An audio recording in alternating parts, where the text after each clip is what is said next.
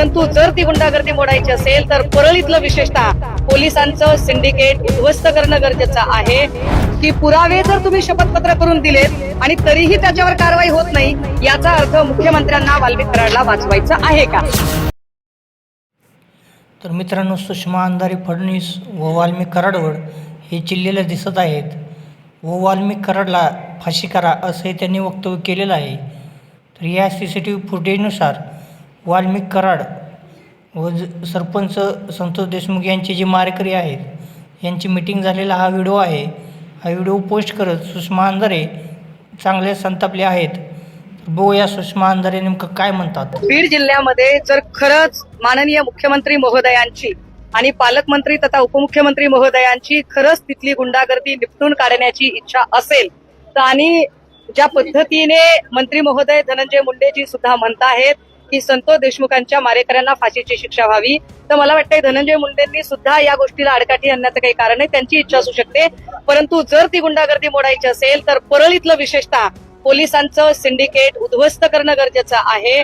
परळीमध्ये जे police officers आहेत, उदाहरणार्थ भास्कर केंद्रे असेल, हेमंत कदम असेल किंवा तिथे असणारे LCBचे लोक असतील किंवा त्या तिथे काम करणारे, कारण हेमंत कदम नावाचा जो पोलीस अधिकारी होता हे फार विशेष आहे की दलित नेते मुक्ताराम गवळी याला मारहाण झाली तेव्हा हेमंत कदमच PI होते.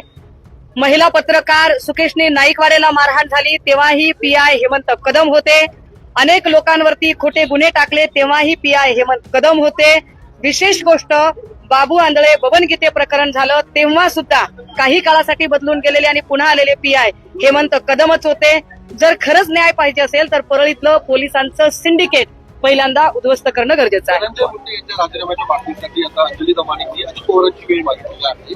ते सगळे पुरावे सुद्धा मी अजित पवारांना नाही, मला वारंवार असं वाटतं बरं का, अंजली दमानिया किंवा सुरेश दस ही सगळी माणसं काम करतायत, अभिनंदन या लोकांचं. पण जेव्हा आपण सभांमधून सांगतो ना आकाचा आका माझ्याकडे पुरावे आहेत किंवा तुम्ही वेगवेगळे फिल्मी संदर्भ देता, त्यावेळेला हे सगळे जे पुरावे आहेत ते पुरावे जोपर्यंत तुम्ही त्याचं ऍफिडेव्हिशन देत नाही तोपर्यंत त्या बोलण्याला अर्थ उरत नाही. हे ऍफिडेव्हिशन मी मागे म्हटलं की एकतर माननीय तपास अधिकाऱ्यांना द्या, माननीय SID किंवा CBI किंवा SITच्या अधिकाऱ्यांना द्या, माननीय न्यायालयाकडे द्या किंवा माननीय मुख्यमंत्र्यांकडे द्या. आता जर दोघांचं असं म्हणणं असेल की आम्ही ऑलरेडी ऍफिडेव्हिशन दिलेलं आहे, तर पुढचा प्रश्न निर्माण होतो की पुरावे जर तुम्ही शपथपत्र करून दिलेत आणि तरीही त्याच्यावर कारवाई होत नाही, याचा अर्थ मुख्यमंत्र्यांना वाल्मिक कराडला वाचवायचं आहे का?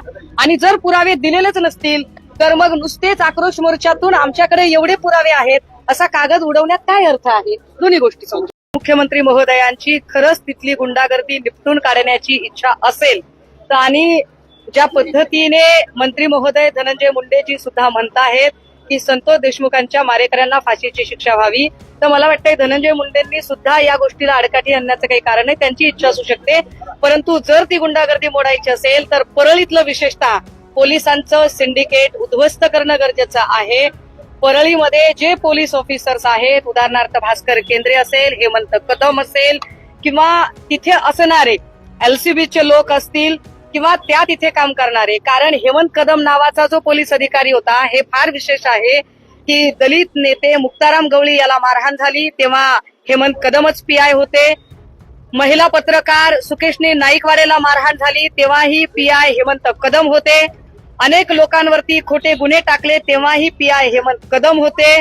विशेष गोष्ट, बाबू आंधळे बबन गीते प्रकरण झालं तेव्हा सुद्धा काही काळासाठी बदलून गेलेले आणि पुन्हा आलेले PI हेमंत कदमच होते. जर खरंच न्याय पाहिजे असेल तर परळीतलं पोलिसांचं सिंडिकेट पहिल्यांदा उद्ध्वस्त करणं गरजेचं आहे. धनंजय मुंडे यांच्या राजीनाम्याच्या मागणीसाठी आता अंजली दमानींनी अजित पवारांची वेळ मागितली आहे. ते सगळे पुरावे सुद्धा मी अजित पवारांना नाही, मला वारंवार असं वाटतं बरं का, अंजली दमानिया किंवा सुरेश दस ही सगळी माणसं काम करतायत, अभिनंदन या लोकांचं. पण जेव्हा आपण सभांमधून सांगतो ना आकाचा आका माझ्याकडे पुरावे आहेत किंवा तुम्ही वेगवेगळे फिल्मी संदर्भ देता, त्यावेळेला हे सगळे जे पुरावे आहेत ते पुरावे जोपर्यंत तुम्ही त्याचं ऍफिडेव्हिशन देत नाही तोपर्यंत त्या बोलण्याला अर्थ उरत नाही. हे ऍफिडेव्हिशन मी मागे म्हटलं की एकतर माननीय तपास अधिकाऱ्यांना द्या, माननीय SID किंवा CBI किंवा SITच्या अधिकाऱ्यांना द्या, माननीय न्यायालयाकडे द्या किंवा माननीय मुख्यमंत्र्यांकडे द्या.